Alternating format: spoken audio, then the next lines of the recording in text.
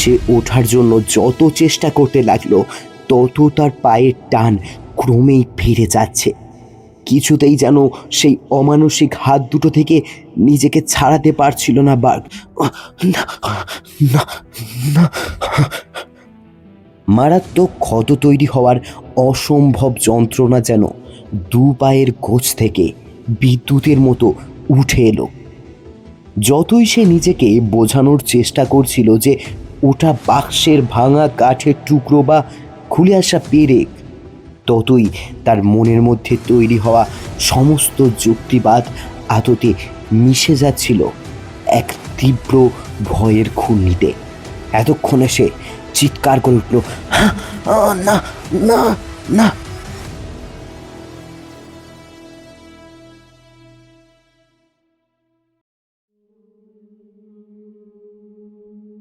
এই গল্পের সূত্র লাভক্রাফটকে দেন ট্রাই আউট পত্রিকার সম্পাদক চার্লস ডব্লিউ স্মিথ।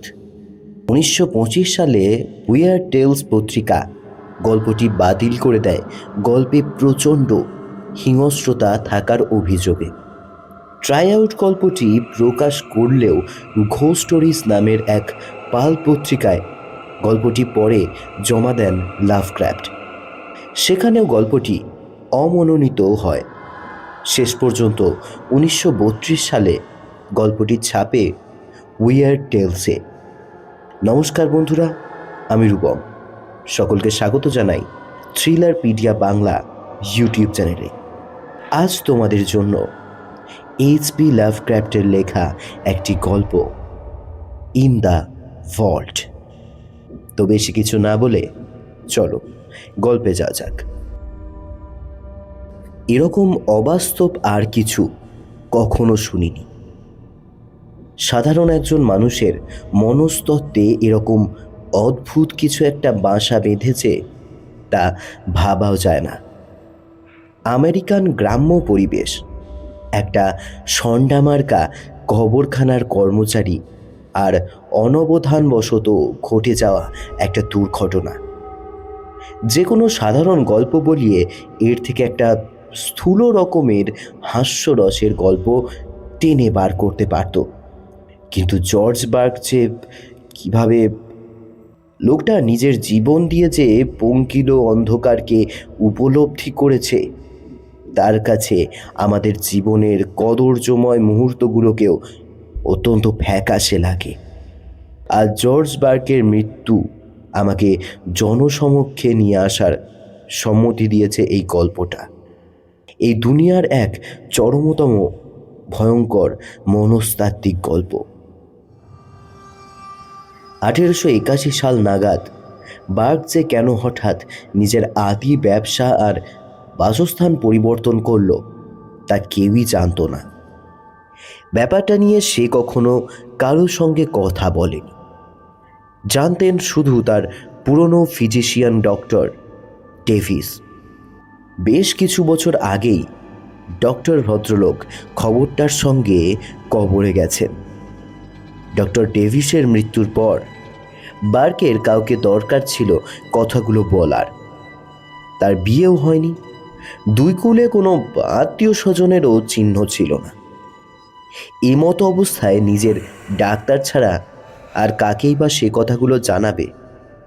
সাধারণ মানুষ জানত এই দুর্ভাগ্যবশত ঘটে যাওয়া ঘটনাটাই বার্গকে মানসিকভাবে বিগড়ে দিয়েছে। যতই শক্তপোক্ত মানুষ হোক, প্রায় 9 ঘন্টার জন্য পেক ভ্যালি সিমেন্টের সব ঘরে বন্দি থাকা আর শেষ পর্যন্ত ওই রকম সর্বনাশা পদ্ধতিতে রাস্তা বানিয়ে বেরিয়ে আসা, না, গল্পটা যে কোনো সাধারণ মানুষের আটকে ওঠার জন্যই যথেষ্ট। কিন্তু ওই সত্য গল্পের পিছনে ছিল আরও কিছু ভয়ঙ্কর সত্য, যা মানুষটা আমাদের ঘোরে জীবনের শেষ দিন পর্যন্ত আমার কানের কাছে ফিস ফিস করে বলে গেছে। 1881 আগে জর্জ বার্গ পেক ভ্যালি গ্রামের কবরখানার কর্মচারী ছিল। বার্গকে যে শুধুই অপেশাদার বলা যায় তাই নয়, সে নিজের কাজেও যথেষ্ট অমনোযোগী ছিল। সভাগারের মধ্যে যে কাজ সে করেছিল তা আজকের দিনে অকল্পনীয়, অন্তত শহরের বুকে। পেগ ভ্যালির লোকজনও যদি ওটা শুনত তাহলে তারা ভয়ে শিউরেই উঠত যে তাদের সমাধার শিল্পীর নীতিবোধ কিছু কিছু ক্ষেত্রে ঠিক বন্ধ কফিন বক্সের ভিতরের কাপড়ের মতোই দৃষ্টির অগোচর ছিল। মৃতদেহের প্রতি লোকটার ভদ্রতাবোধ কখনো কখনো সঠিক তুল্যমূল্য বিচার করে চলত না। খুব ঠিকঠাকভাবে বলতে গেলে গন্ডারের চামড়াওয়ালা বার্গ ছিল আদতে স্থূল রুচিসম্পন্ন আর অপেশাদার। তবু আমি বার্গকে খুব শয়তান মানুষ হিসেবে ভাবতে পারিনি। সে খানিকটা মোটা মাথার মানুষ ছিল, অনুভূতি শূন্য, অসাবধান এবং মাতাল। তার অ্যাক্সিডেন্টটাই এটা প্রমাণ করে দেয়। ওই অ্যাক্সিডেন্টটা সে অতি সহজেই এড়াতে পারত। আসলে তার মধ্যে সাধারণ মানুষের রুচি, নীতিবোধ, এমনকি কল্পনা শক্তির বিন্দু মাত্রও ছিল না। পারদর্শী গল্প বলিয়ে হয়ে এসব উল্টোপাল্টা না বলে বার্কের গল্পটা আমি বেশ জমিয়েই শুরু করতে পারতাম। গল্পটা শুরু হয়েছিল 1880 সালের সেই শীতল ডিসেম্বর মাস থেকে। সেইবার এতই ঠান্ডা পড়েছিল যে পেগ ভ্যালি গ্রামের মাটিও জমাট বেঁধে গিয়েছিল শক্ত বরফের মতো। কবরখানার খোদাই কর্মীরা বুঝতে পারছিল তারা বসন্ত না আসা পর্যন্ত আর কবর দেওয়ার জন্য মাটি কাটতে পারবে না। ভাগ্যক্রমে গ্রামটা ছিল ছোট, মৃত্যুহারও আনুপাতিকভাবে কমই ছিল। বার্কের দায়িত্বে থাকা প্রাণহীন পদার্থগুলোকে একটা ক্ষণস্থায়ী স্বর্গলাভের ব্যবস্থার জন্য পাহাড়ের গায়ে একটা গুহাকে সব ঘর বিবেচনা করে তার মধ্যেই তাদেরকে রাখার ব্যবস্থা হলো। সব ঘরের একমাত্র কর্মী বার্গ এই নিদারুণ ঠান্ডা আবহাওয়ায় দ্বিগুণ জবুথবু হয়ে গিয়েছিল। তাকে দেখে মনে হচ্ছিল যে অলসতায় সে নিজেই নিজেকে টেক্কা দেবে। সব ঘরের মধ্যে হাঁটতে গেলেই সে কফিনগুলোয় অনবরত ঠোকা খাচ্ছিল। কোনো রকমে সাবধানতা ছাড়াই সব ঘরের দরজার পাল্লা দুটোকে দুমদাম করে বন্ধ করছিল। অবশেষে বরফ গলানো বসন্ত এলো। অনেক পরিশ্রমে 9খানা কবর খোঁড়া হলো কবরখানায়। বহু প্রতীক্ষিত 9 জন স্বর্গলোভীর কবর, যারা সব ঘরের মধ্যে অপেক্ষা করছিল তাদের যাত্রা শুরুর জন্য। এই দুর্যোগপূর্ণ এপ্রিলের সকালে বার্গ জড়তায় কাটিয়ে উঠে কাজ শুরু করলো বটে, কিন্তু ঘোড়াটার তেঁদরামির চোটে মোট একটা মাত্র কফিনই কবর দিতে পারল। 90 বছরের বুড়ো দারিয়াস পেকের কফিনটা।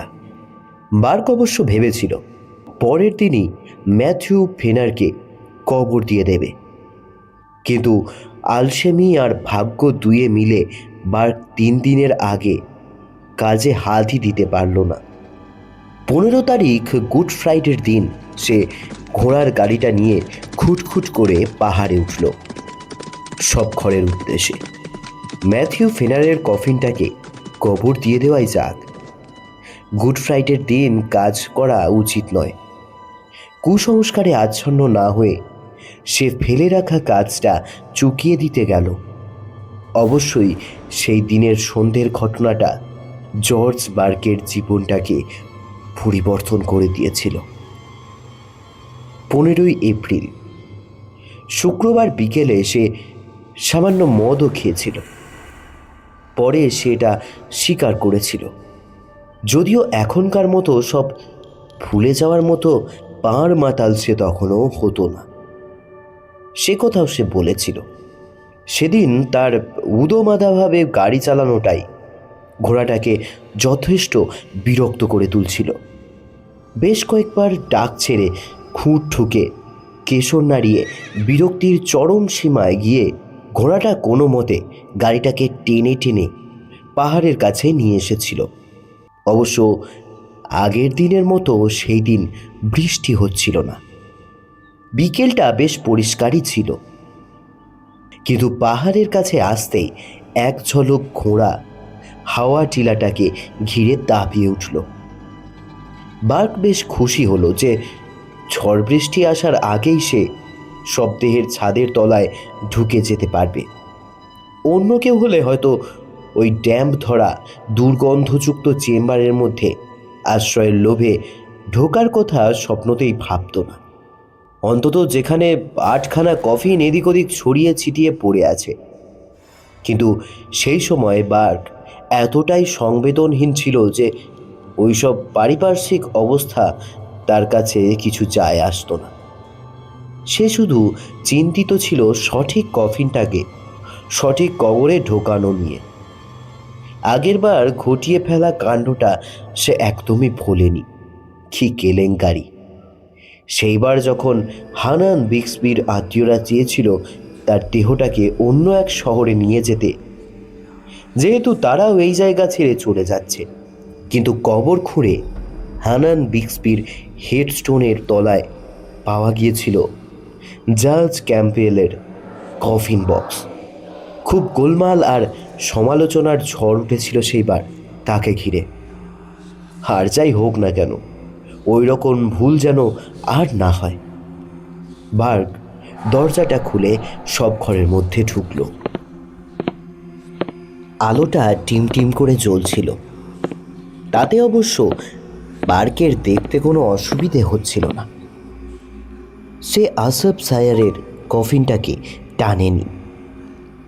তার স্পষ্ট মনে আছে ওই কফিনটা সে ম্যাথিউ ফেনারের জন্যেই বানিয়েছিল, কিন্তু শেষ মুহূর্তে সরিয়ে রেখেছিল ওই বিশ্রী ঠুনকো কাঠের তৈরি কফিনটাকে। ওই ব্যাপারটার পিছনে অবশ্য তার প্রায় হারিয়ে যাওয়া অনুভূতিটুকুই কাজ করছিল। 5 বছর আগে যে ব্যাংকে সে সমস্ত টাকা গচ্ছিত রাখত, ওটার গণেশ উল্টানোর সময় ওই বৃদ্ধ তাকে কতটা সাহায্য করেছিল।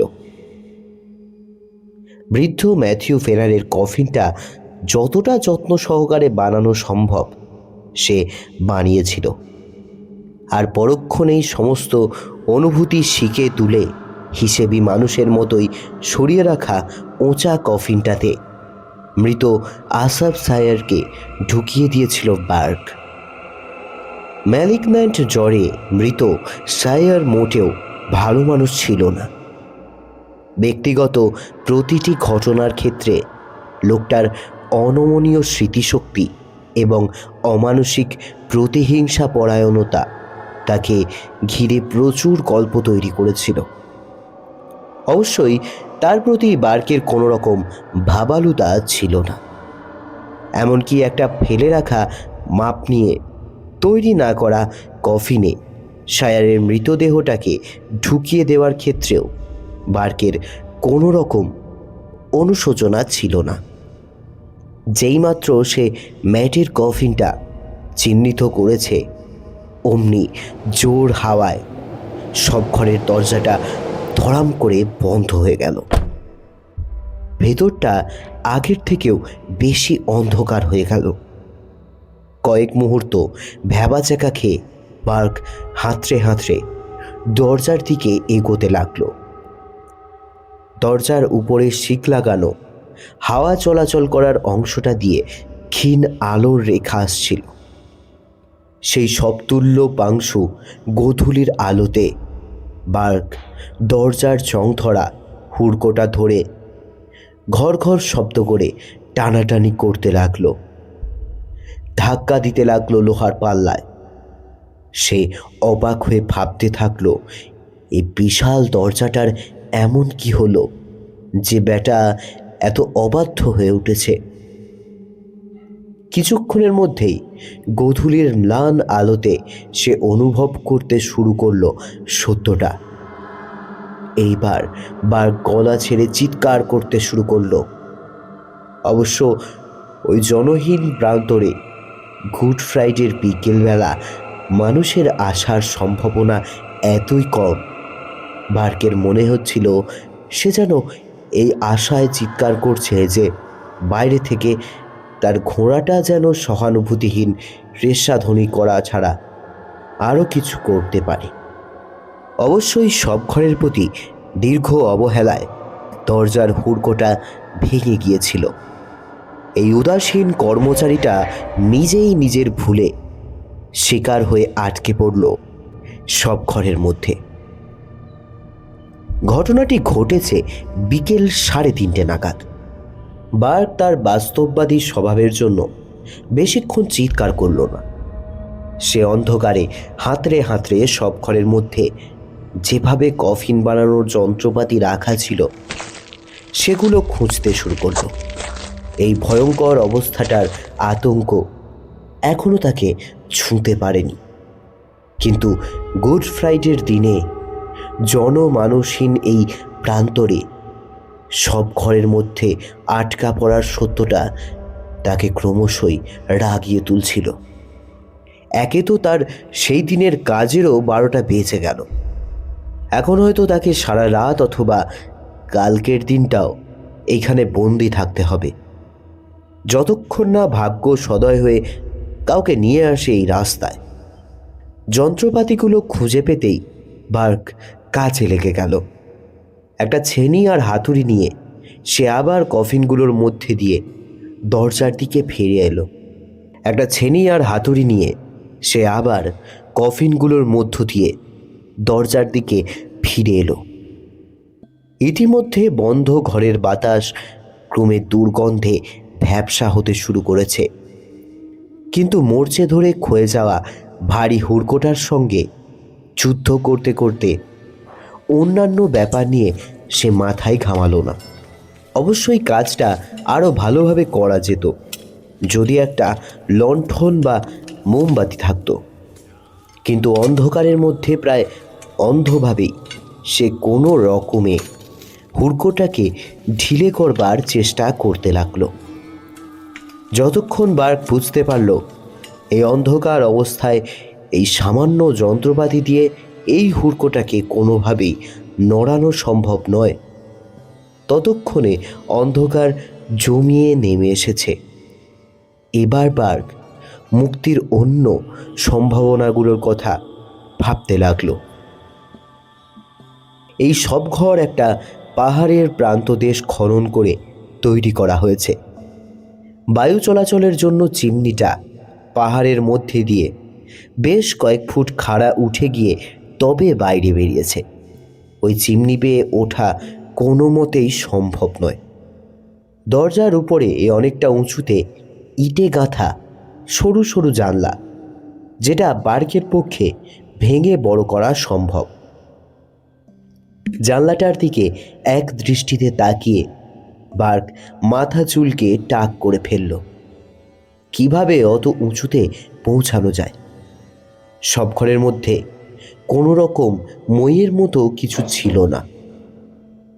কফিনগুলো যত্ন করে ঘরের দুপাশে এবং পেছন দিকে মেঝের উপর রাখা ছিল, যেখান থেকে ওগুলোকে টেনে বার করতে বার্কের বেশ অসুবিধে হতো।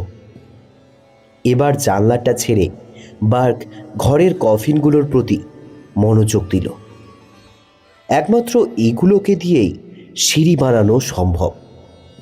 বার্ক হিসাব কষে দেখল 3টে কফিন উপর্যুপরি সাজালেই সে পৌঁছতে পারবে জানলার কাছে, কিন্তু সিঁড়ির মাথায় দাঁড়িয়ে তাকে ওই জানলাটা কাটতে হবে। কাজটা ভালোভাবে করার জন্য উপর্যুপরি 4টে কফিন সাজালে ব্যাপারটা সিঁড়ি হিসেবে আরও সন্তোষজনক হয়। বাক্সগুলো উচ্চতায় প্রায় সমান, এদেরকে ইটের মতো সাজানো সম্ভব। এবার বার্ক খুব গভীরভাবে হিসেব করতে শুরু করলো কিভাবে 8টা মাত্র কফিন দিয়ে 4টে দৃঢ় স্তর তৈরি করা সম্ভব। ছক কষার সময় তার মনের মধ্যে একটু ভয় ভয় করছিল। অবশ্য সেটা কফিন বক্সে ব্যবহৃত কাঠের দৃঢ়তা নিয়ে। স্বর্গের সিঁড়ি বেয়ে ওঠার সময় পায়ের তলায় বাক্সগুলো খালি কি ভর্তি সেটা তার কল্পনাতেও আসেনি। অবশেষে হিসেব ছকা হয়ে গেল। 3টে বাক্সকে দেওয়ালের সমান্তরালের ভিত্তি হিসেবে সাজাবে, তার উপর 2টো স্তরে 2টো করে বাক্স রাখবে। একদম শেষে সবার উপরে একটি বাক্সকে প্ল্যাটফর্ম হিসেবে রাখবে। উপরে ওঠার এই বন্দোবস্তটাই সব থেকে কম ঝামেলার। এতেই দিব্যি সঠিক উচ্চতায় উঠে যাবে। যদিও বার্গ ভাবছিল এই সুপার স্ট্রাকচারটার তলায় যদি 3টের বদলে 2টো বাক্স রাখা যায় তাহলে তার হাতে আরও একটা বাক্স বাড়তি থাকে। আসলে পালাবার জন্য যদি আরও বেশি উচ্চতার দরকার হয় তাহলে সে সেটাই ব্যবহার করতে পারবে।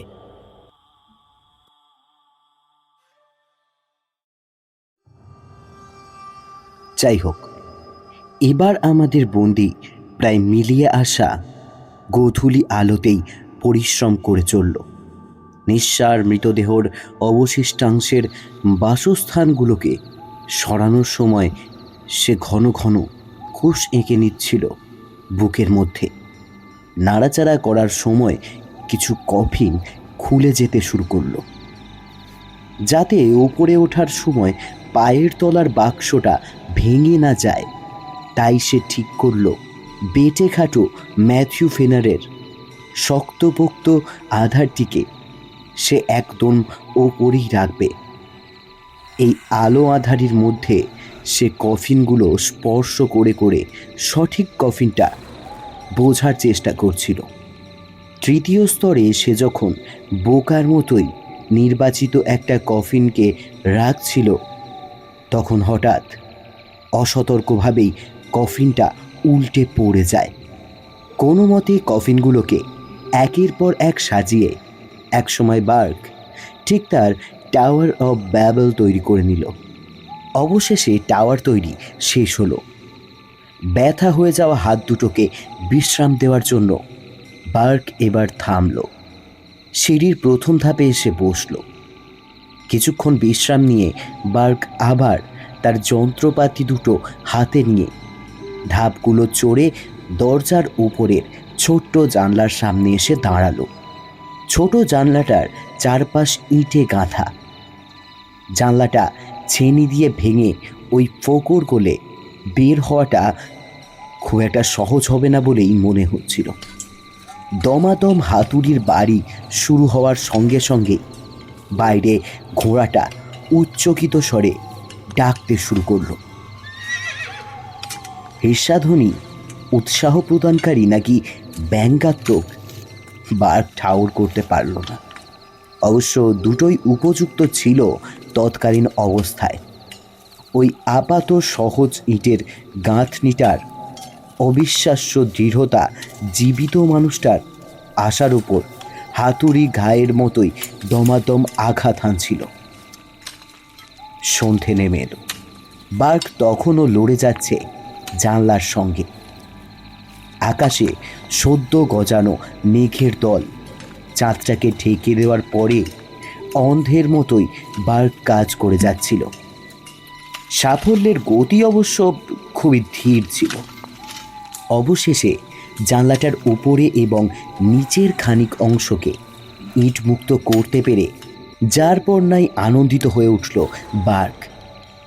সে মোটামুটিভাবে নিশ্চিত হলো যে মধ্যরাত্রির আগেই ছাড়া পেয়ে যাবে। অবশ্য এই চিন্তাটা সে সুস্থভাবেই করেছিল। এই অতি প্রাকৃতিক পরিবেশের আতঙ্ক তখনও তার হৃদয়কে গ্রাস করতে পারেনি। ওই বিশ্রী ভুতুড়ে স্থান, অলৌকিক সময়, এমনকি তার পায়ের নিচে থাকা পরপারে বন্ধুদের ঘরবাড়ি কোনোটাই তাকে ছুঁতে পারছিল না। সে প্রায় দার্শনিক উদাসীনতায় পাথুরে ইটগুলোকে ভেঙে ফেলছিল, গালাগালি দিচ্ছিল যখন ইটের টুকরো ছিটকে এসে মুখে লাগছিল।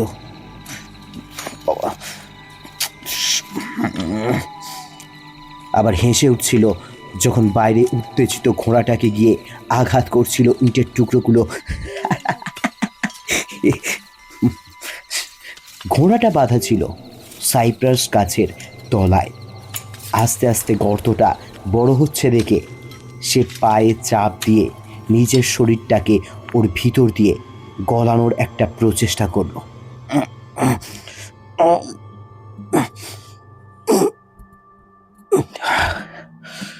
আর তখনই পায়ের তলার কফিনগুলো কড়কড় করে নড়ে উঠল, কিন্তু তার শরীরটা গর্ত অবধি পৌঁছলো না। সে বুঝতে পারল আরেকটা কফিনের উচ্চতা প্রয়োজন ওই গর্ত দিয়ে শরীর বার করতে গেলে। তখন প্রায় মাঝ রাত্রি হবে যখন বার্গ সিদ্ধান্ত নিল যে সে এবার জানলা দিয়ে বেরোতে পারবে। আরেকবার বিশ্রাম নেওয়া সত্ত্বেও সে একেবারে ক্লান্ত হয়ে ঘেমে নিয়ে উঠেছে। বাইরের খেলা প্রকৃতিতে বেরোনোর আগে সে একবার কফিনগুলো বেয়ে নিচে নেমে এলো। একদম তলার কফিনের উপর বসে সে শেষ ঝাপটা দেওয়ার জন্য শক্তি অর্জন করল। বাইরে ক্ষুধার্ত ঘোড়ার ঘন ঘন হৃষ্যাধ্বনিটা পরিবেশের গা ছমছমে ভাবটা ক্রমে বাড়িয়ে তুলছিল। এতক্ষণে সে একবার অস্পষ্টভাবে প্রার্থনা করল, এই আওয়াজটা যেন থেমে যায়। তার আসন্ন মুক্তিতে খুব অদ্ভুতভাবেই সে একদমই গর্ববোধ করছে না, বরং এই যৌবনের প্রান্তদেশে পৌঁছনো অলস গেঁতো দেহটা এতখানি পরিশ্রম সাপেক্ষ কাজ করে ফেলেছে দেখে তার কেমন যেন একটু ভয়ই লাগছিল। বার্গ আবার চড়তে শুরু করলো। ক্লান্ত দেহের ওজনটা তার নিজের কাছেই খুব বেশি বলে মনে হচ্ছিল। এতক্ষণে একজন পূর্ণবয়স্ক মানুষের চাপে কফিনগুলো প্রায় ভেঙে পড়েছে। বিশেষ করে যখন সে একদম উপরের কফিনটার উপর উঠল, সে স্পষ্ট শুনতে পেল পায়ের তলার কফিনটা শব্দ করে ভাঙছে। সে অনেক ভেবেচিন্তেই সবার উপরে সবচেয়ে শক্ত কফিনটা তুলেছিল, কিন্তু দেখে মনে হচ্ছিল তার এতক্ষণ ধরে করা সমস্ত পরিকল্পনাই জলে যেতে বসেছে। সাহসা একদম উপরের কফিনের পচা ঢাকনাটা ভেঙে তার সমস্ত শরীরটা নিচে নেমে এলো।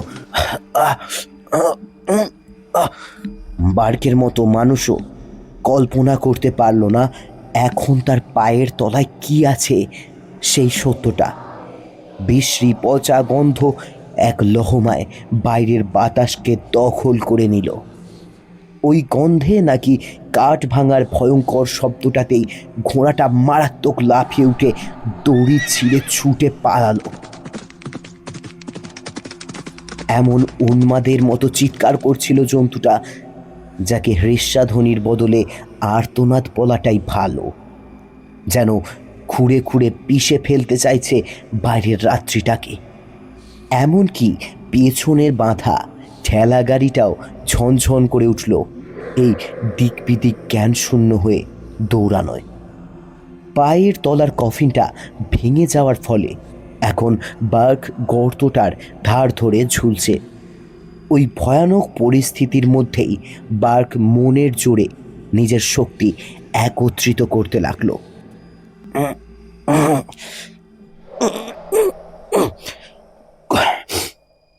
কোনো রকমে গর্তের ধারটা দু হাতে ধরে নিজেকে টেনে উপরে তুলতে চাইল।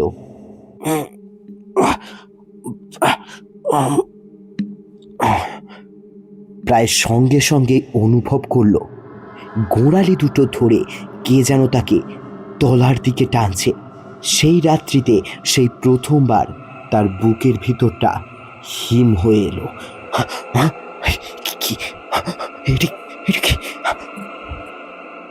সে ওঠার জন্য যত চেষ্টা করতে লাগলো তত তার পায়ের টান ক্রমেই ফিরে যাচ্ছে। কিছুতেই যেন সেই অমানসিক হাত দুটো থেকে নিজেকে ছাড়াতে পারছিল না বার্গ। মারাত্মক ক্ষত তৈরি হওয়ার অসম্ভব যন্ত্রণা যেন দু পায়ের গোছ থেকে বিদ্যুতের মতো উঠে এলো। যতই সে নিজেকে বোঝানোর চেষ্টা করছিল যে ওটা বাক্সের ভাঙা কাঠের টুকরো বা খুলে আসা পেরেক, ততই তার মনের মধ্যে তৈরি হওয়া সমস্ত যুক্তিবাদ আদতে মিশে যাচ্ছিল এক তীব্র ভয়ের ঘূর্ণিতে। এতক্ষণে সে চিৎকার করে উঠল, না না না। প্রায় পাগলের মতোই লাথি মারতে শুরু করছিল সে। ক্রমশ তার চেতনা ডুবে যাচ্ছিল অন্ধকারে। অজ্ঞান হওয়ার আগেই বেঁচে থাকার সহজাত প্রবৃত্তিতে তার দেহ এক ঝাঁকুনিতে উঠে এলো গর্তটার কাছে। পরক্ষণেই প্রায় অচেতনের মতোই গর্তের মধ্যে গলিয়ে নিল নিজের দেহ। সামান্য হামাগুড়ি দিতেই গর্তের অন্য পাশ দিয়ে থপ করে বার্ক উল্টে পড়ল ভেজা মাটির উপর। সে বুঝতে পারছিল যে সে হাঁটতে পারছিল না। উদীয়মান চাঁদটা একমাত্র প্রত্যক্ষদর্শী ছিল সেই ভয়ঙ্কর ঘটনার। সে কোনো মতে রক্তাক্ত পা টানতে টানতে এগিয়ে যেতে লাগলো কবরস্থানের কাছের বাড়িটার দিকে। কোনো মতে কালো মাটি আঁকড়ে ধরে প্রায় অচৈতন্যের মতোই এগিয়ে যাচ্ছিল। ক্রমশ তার গতি কমে আসছে, শরীর আর সঙ্গ দিচ্ছে না। ঠিক যেমন রাত্রে অমানুষদের তাড়া খেয়ে ভয়ে দেহ অবশ হয়ে আসে। আসলে তার পিছনে কেউই দৌড়ে আসছিল না। একাকী হামাগুড়ি দিতে দিতে ভয়ে অর্ধ মৃত অবস্থায় সে কোনো মতে পৌঁছল বাড়িটায়। আর্মিংটন বাড়ির মালিক তার দুর্বল আঁচড়ানির শব্দে দরজা খুলেছিল। আর্মিংটন বার্ককে ধরাধরি করে বসার ঘরের অতিরিক্ত বিছানাটায় শুইয়ে দিল। তৎক্ষণাৎ তার ছোট ছেলে এডউইনকে পাঠালো ডক্টর ডেভিসকে ডেকে আনার জন্য। আর তো মানুষটি অবশ্য সজ্ঞানে ছিল, কিন্তু তার মুখ থেকে কোনো রকম শব্দ বেরোচ্ছিল না।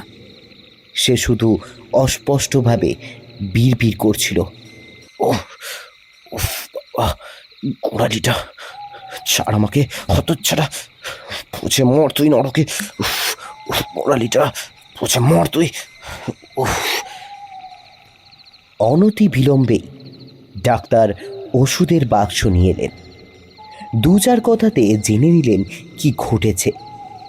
রোগীর ভিজে যাওয়া জামা কাপড়, জুতো, মোজা ডাক্তার নিজের হাতেই খুলে নিলেন।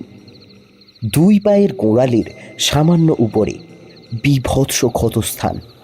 পায়ের অ্যাকিলিস টেন্ডনটা প্রায় ছিঁড়ে যাওয়ার মতো অবস্থায় পরিণত হয়েছে। আঘাতের বহর দেখে বৃদ্ধ ডাক্তারও হতভম্ব হয়ে গেছেন। তাকে সামান্য ভীতও দেখতে লাগছিল। ডাক্তারি শাস্ত্র ছেড়ে তার প্রশ্নগুলো বিশ্রীভাবে অন্যদিকে বাঁক নিচ্ছিল।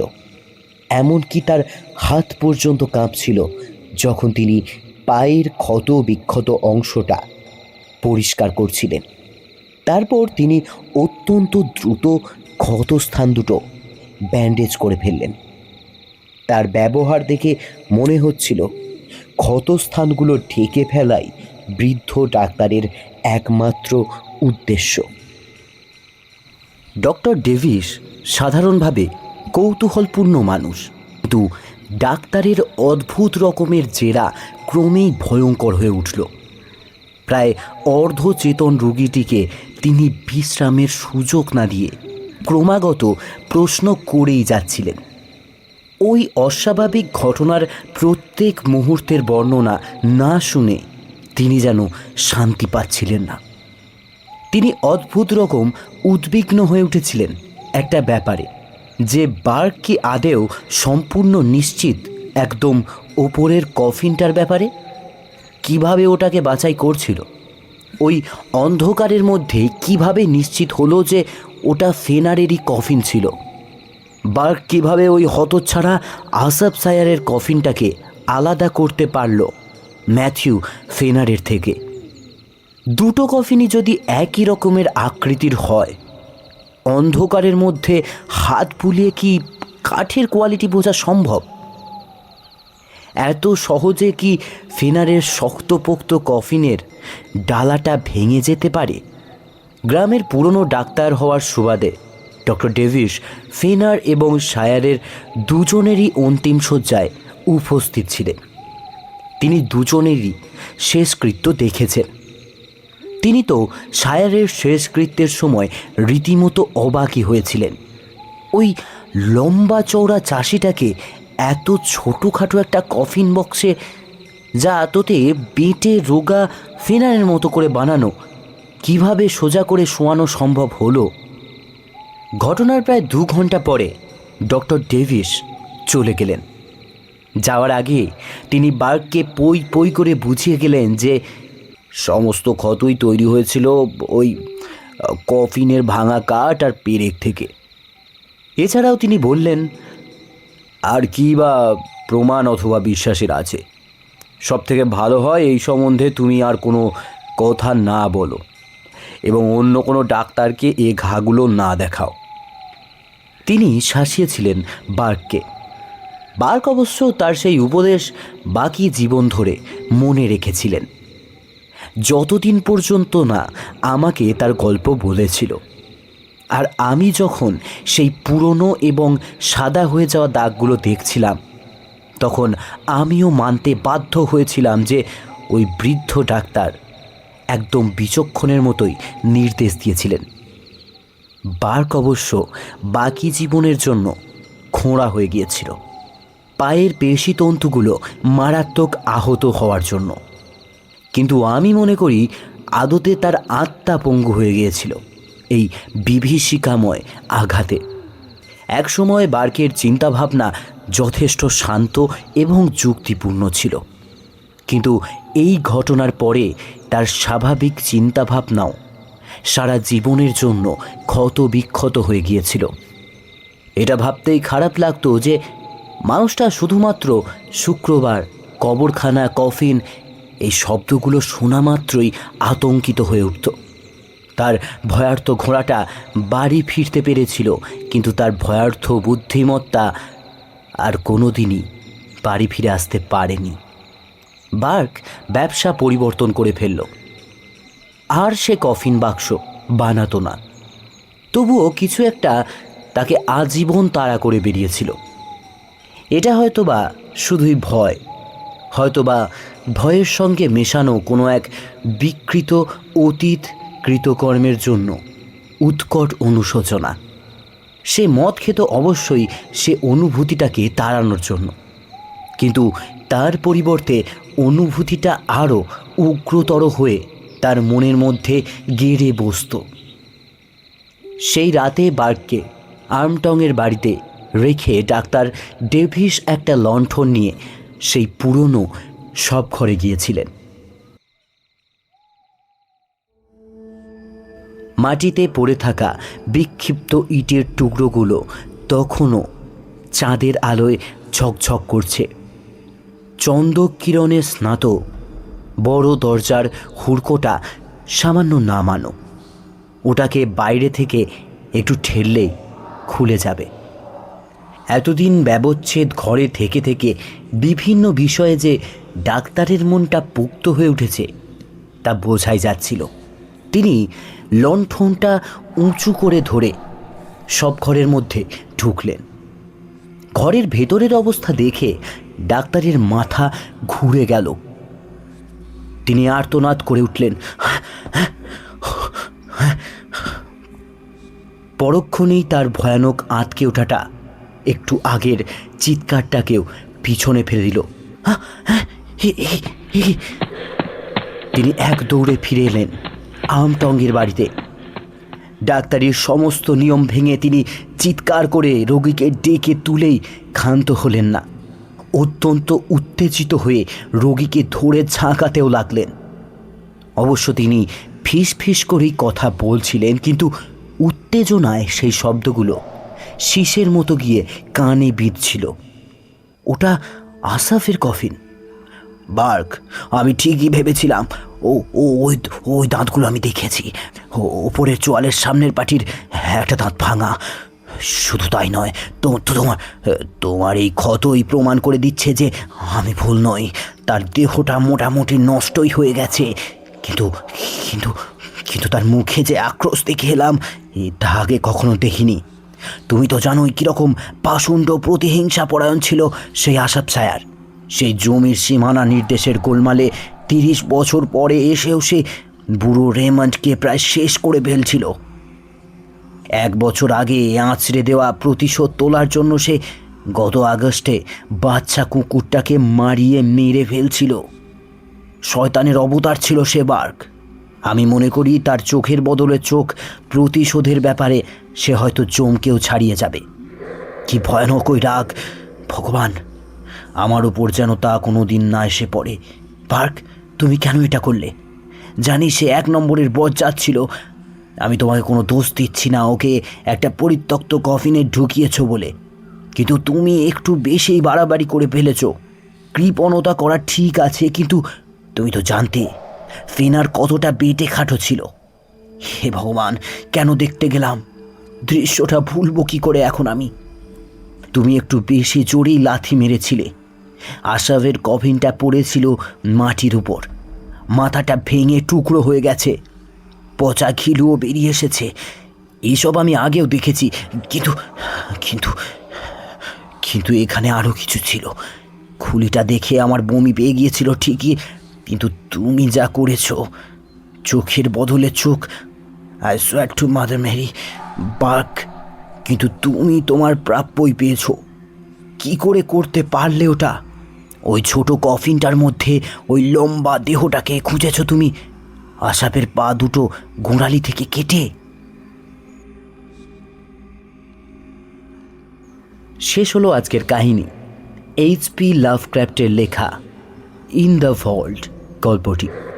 আশা করছি তোমাদের সকলের ভালো লেগেছে। যদি ভালো লাগে একটা লাইক করবে, চ্যানেলটিকে সাবস্ক্রাইব করে বেল আইকনটা অল করে দেবে এই ধরনের আরও গল্প পেতে।